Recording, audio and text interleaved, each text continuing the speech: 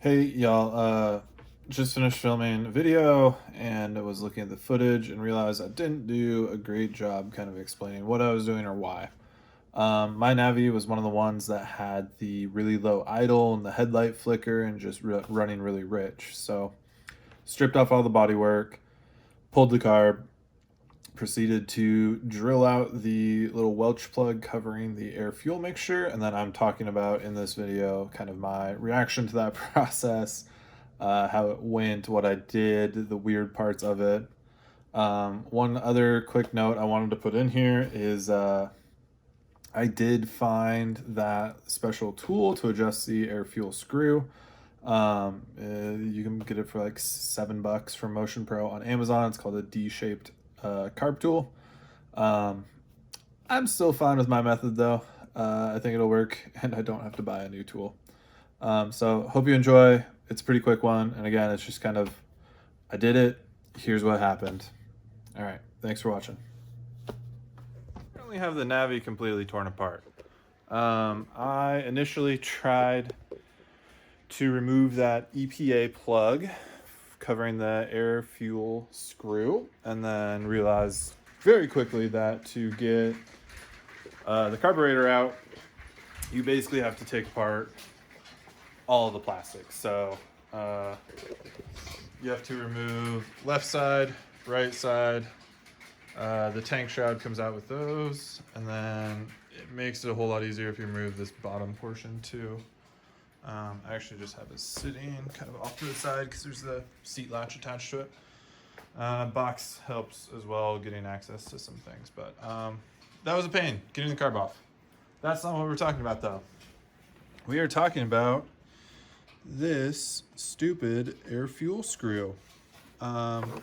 Here's the remains of the plug that was covering it. It's actually pretty damn thick.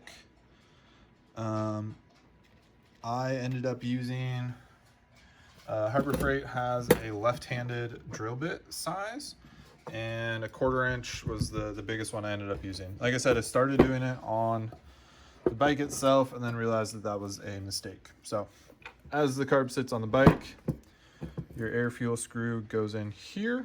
You can actually see some of that plug remnants there. But it seats down in there and then just allows air to bleed past it. This is your idle adjust. But yeah, I want to tell you what I did to get past that because I haven't seen anything yet. On this little screw, let's see if I can get it in focus there, maybe. Anyways, there is a little rectangular edge. You can kind of see it glinting right there. I believe that's probably what they used to adjust it from the factory. They had some special tool before they put the plug in. I don't have that tool. So what I did is I took my Dremel and actually cut a slit in it. Hard to see. Man, focus is hard when you only have two hands. But I cut a slit in there so that I can use just a normal carb tool, air fuel screw tool, whatever. Why did I do this? I am one of those folks that is having a lot of issues with the carb running extremely rich at idle, like eye-wateringly rich, which is causing it to stumble. And it's actually causing it to jump up in RPMs weirdly, so that the back tire is just spinning its brains out while you have it on the center stand. I'm hoping that now that we have adjustment capability with this air fuel screw that we can get it idling a little bit better. I don't know why it was set so far off. I'm wondering if maybe it's elevation. I'm at about 2,500 feet, so not terribly high, but also not sea level. But we're gonna slap it all together and see if that helps. I'm really hoping it does. All right, hopefully y'all can hear me over the sound of it idling. I did adjust the air fuel mixture and it is working so much better now.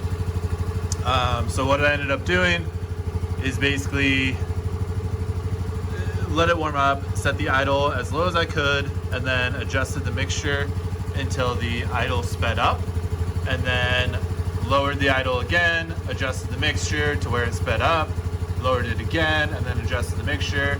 And then now either way, if I turn it richer or leaner, the idle actually slows down. So that's how I know I kind of have it at maximum efficiency, if you will, or the right mixture. I will also say, like, it has 100% evened out the headlight flicker. There's still a tiny bit, but once you give it some juice, it's good.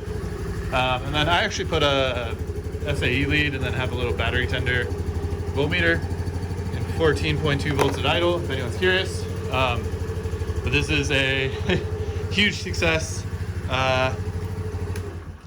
Don't know if I really recommend anyone doing it who isn't comfortable basically ripping the entire bike apart, but for me, it was great. And, you know, I don't have the door open and I haven't asphyxiated myself yet, so I know that we're not super rich anymore. This is total win, totally made my day. This is great. All right, bye.